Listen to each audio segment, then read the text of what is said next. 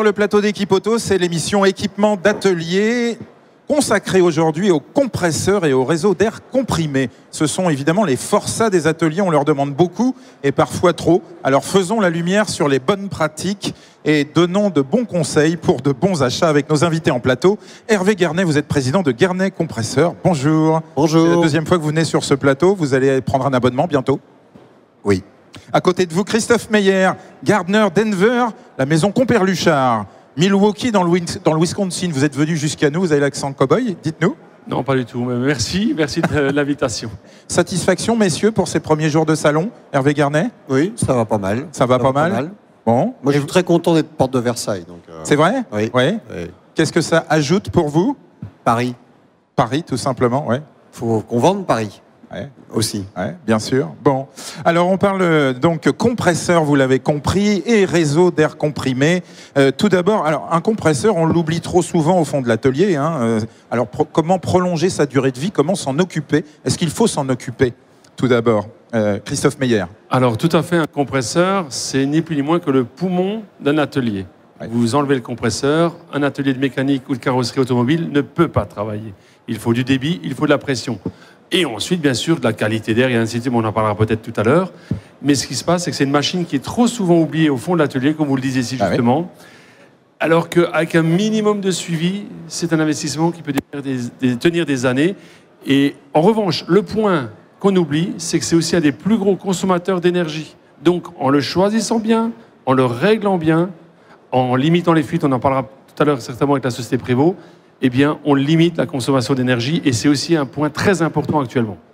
Quelle est la durée de vie d'un compresseur de bonne qualité comme ceux de Guernet, d'excellente qualité? Ça dépend si c'est un Guernet ou un Compère. Alors, oh, je vois que vous êtes deux sacrés compères. Ça chauffe la salle. Ça chauffe la salle. Alors, Christophe a dit quelque chose de très juste. Une petite précision encore plus précis. La durée de vie d'un compresseur, ça dépend s'il est bien dimensionné. Mais ce que je voulais rajouter, c'est par rapport à l'énergie.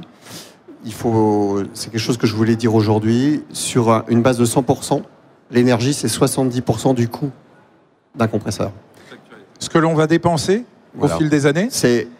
Donc oui, parce que 10%, ça va être l'acquisition. Entre 5 et 10%, c'est le coût d'acquisition, sachant que tous les clients sont focalisés sur ce 5 à 10%. Tout à fait. Et tout le monde se bat sur ce 5 à 10%. Alors qu'en fait, 90% des coûts échappent lors de la discussion. Donc nous, on essaye d'expliquer aux clients, 20% c'est l'entretien, 70% c'est l'énergie. Donc il faut bien choisir son compresseur. Oui, c'est comme l'électroménager quelque part dans les foyers. C'est même pire parce que là, on s'en sert toute la journée. Et puis on est en kilowatts. Absolument. Donc il faut vraiment bien choisir son compresseur et avoir un réseau d'air digne de ce nom, puisqu'en fait, si vous faites travailler votre compresseur pour alimenter des fuites, et là, je rejoins... c'est la fuite. Alors, c'est mon premier client. Ah, c'est votre premier client quand même. Ah oui, parce qu'en fait... ça use le compresseur. Voilà, et donc je reviens, la boucle, on revient à la durée de vie d'un compresseur. Si vous avez un nid à fuite derrière, votre durée de vie de compresseur va être réduite d'autant. Si vous avez un bon réseau d'air et un compresseur bien dimensionné, un compresseur, ça peut faire allègrement 10 ans. On est d'accord? Alors, que ce soit un Compère ou un Guernet. Voilà. Ça fonctionne pour les deux marques, ça dure. Oui. On est entre gens bien déjà. Voilà. Est-ce que les compresseurs de 2017, Hervé Guernet, ont profondément évolué par rapport à ceux d'il y a 10 ans, par exemple? Je vais juste apporter une précision par rapport à ce qui vient d'être dit. Une précision, parce que pour les auditeurs, je pense que c'est important d'avoir du sonnant et du trébuchant. Dans un centre auto de 4 à 6 baies, les fuites, en général, représentent entre 600 à 1000 euros par an. Tout à fait. De perte en énergie. Et quand je rentre 600 à 1000 euros, je ne rentre pas la casse potentielle du compresseur. Bien sûr, voilà. Ou l'entretien qui doit être provoqué de manière prématurée. Tout à fait, ce n'est que le coût électrique. Pour nous, c'est important, les réseaux d'air. Effectivement. Une toute petite fuite de 5 dixièmes de millimètre, c'est 61,88 € par an. Voilà, ça c'est... Énergie. Alors, au niveau des technologies, pour répondre à votre question, aujourd'hui, on a 2 technologies principales, même s'il y en a une troisième que distribue et fabrique Compère.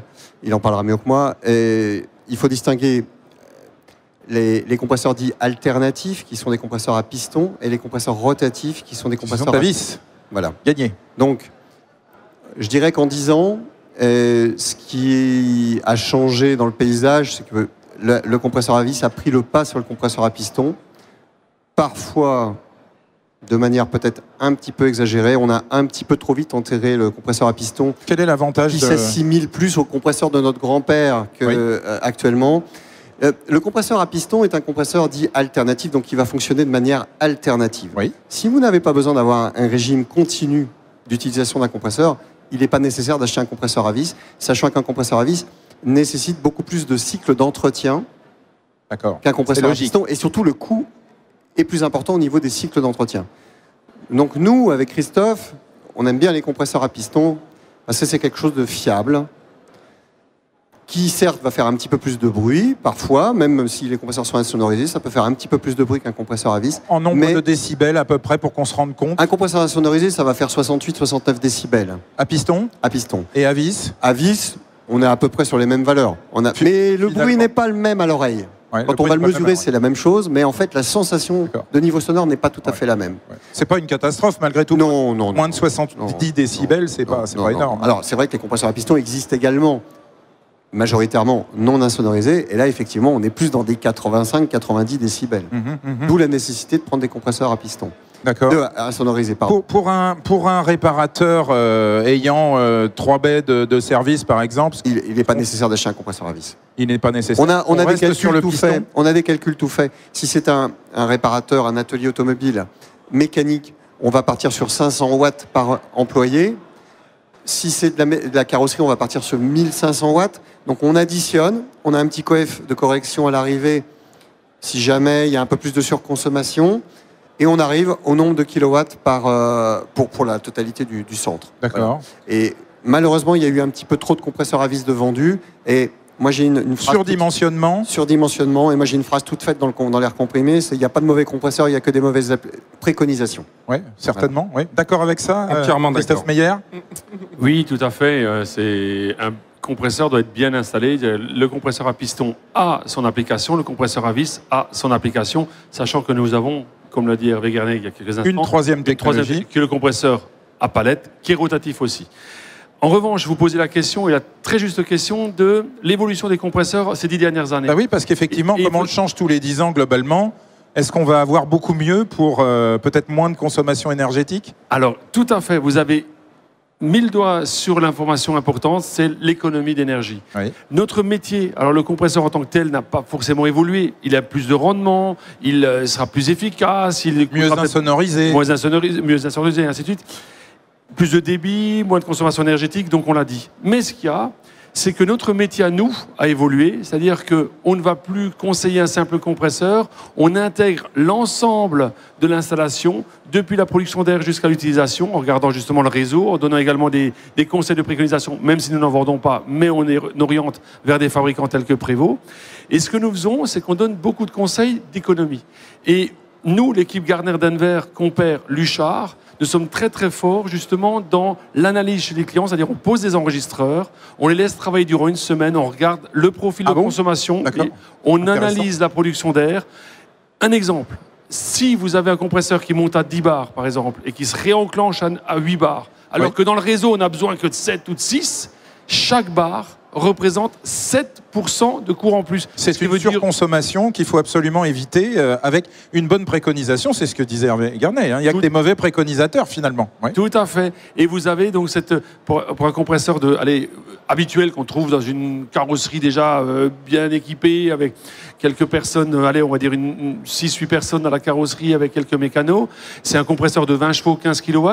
Il faut savoir que rien que ces 7% là, un meilleur réglage, de changer les filtres, le filtre air, les filtres du réseau, ça ralentit moins l'air, donc meilleur rendement, ça, plus ça, plus ça, on économise en 10 ans la valeur du compresseur.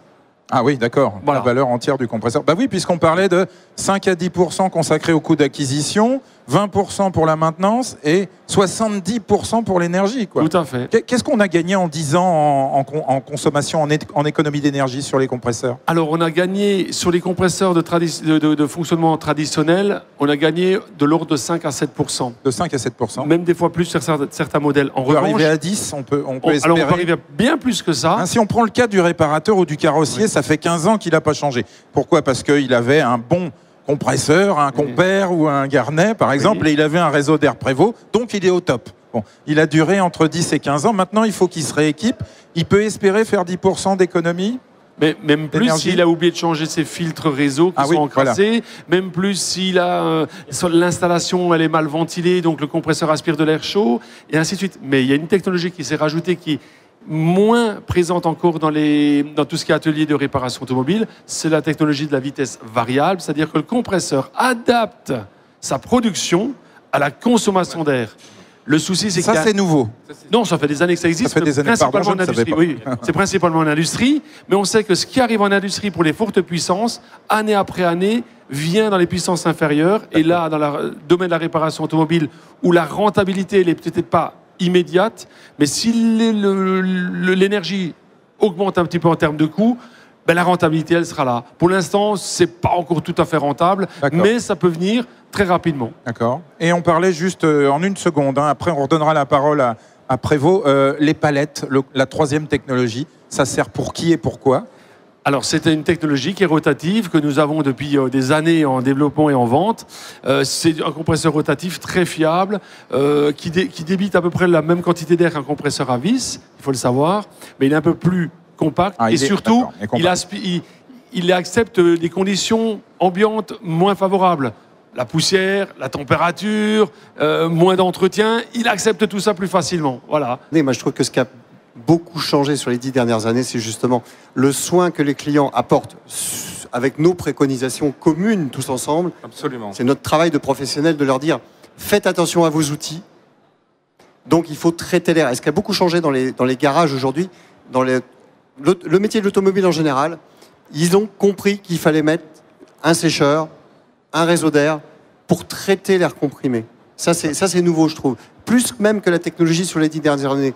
Je pense que sur les 10 dernières années, la technologie n'a pas beaucoup évolué, mais il y a une évolution des mentalités sur la nécessité de traiter l'air comprimé. Prévost est un acteur majeur là-dessus, sur la prise de conscience, la nécessité absolue de traiter l'air, puisqu'en fait, quand on comprime de l'air, il ne faut pas oublier qu'on comprime de l'eau. Et l'eau, c'est l'ennemi de l'outil. C'est l'ennemi de l'outil. C'est l'ennemi du carrossier également. La condensation, c'est l'ennemi du réseau d'air. Absolument. Ouais. Et je pense que ce qui va évoluer... Et on vous laisse le mot de la fin. Ce qui va évoluer dans l'avenir, et ce qui, à mon avis, intéressant, c'est de voir ce qui va se passer dans l'air comprimé dans les 10 prochaines années. Moi, je pense qu'on va s'orienter vers des technologies non lubrifiées au niveau des compresseurs. Nous avons développé une technologie non lubrifiée. Compère, on a aussi. On est tous en train de se mettre sur ce métier du non lubrifié, parce que je pense qu'il faut éliminer la pollution. Également, effectivement. Ouais. Découvrez les innovations. Merci beaucoup, messieurs, d'avoir participé à ce plateau passionnant, d'avoir rendu vivant, finalement, quelque chose qui est un peu, qui est très vivant. C'est la circulation de l'air, effectivement, sous pression et dans des conditions, finalement, rentables pour les ateliers. Retrouvez Guerney en 3F52. Retrouvez Gardner Denver Compère, la maison Compère, en 3E50. Merci, messieurs. Retour de nos programmes sur ce plateau à 13h30 avec l'émission de mon complice Laurent Meillot, Réparer demain, qui détaille l'évolution du métier de technicien expert. Excellent après-midi sur Équipe Auto.